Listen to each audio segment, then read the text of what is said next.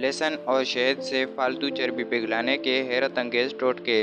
अस्सलामुअलैकुम नाजरीन, आज की वीडियो में बात करते हैं लहसुन और शहद के एक साथ इस्तेमाल करने के हवाले से।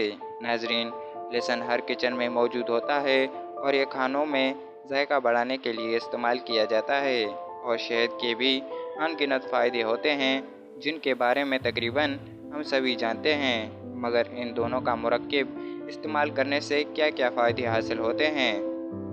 आलमी इदारा सेहत के मुताबिक लहसुन और शहद का एक साथ इस्तेमाल करने से बेहद से फ़ायदे हासिल होते हैं। लेकिन आज इस वीडियो में मैं आपके लिए सिर्फ एक ऐसा तरीका लेकर आया हूँ जिसको इस्तेमाल करके आप जिस्म की फालतू चर्बी को आसानी के साथ पिघला सकते हैं।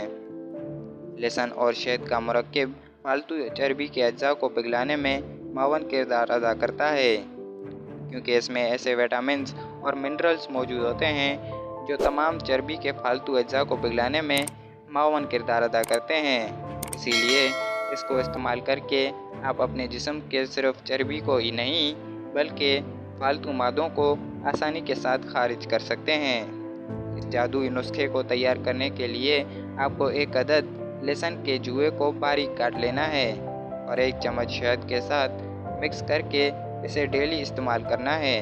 डेली रूटीन में अगर आप इसे इस्तेमाल करना शुरू कर देंगे तो सिर्फ हफ्ते के 7 दिनों में आपकी तमाम फालतू चर्बी ख़त्म हो जाएगी। या फिर एक शहद के जार में आप लहसुन के दानों को डालकर किसी महफूज जगह पर रख दें और रोज़ाना की बुनियाद पर इसे इस्तेमाल करना शुरू कर दें तो आपके जिस्म की फालतू चर्बी ख़त्म हो जाएगी। लेकिन इस चीज़ का ख्याल रखिएगा कि इसे सुबह नहर मुँह इस्तेमाल करना है। नाजरीन, ये थी हमारी आज की वीडियो। मिलते हैं किसी नई वीडियो में किसी नए टॉपिक के साथ। तब तक के लिए मुझे दीजिए इजाज़त। अल्लाह हाफिज़।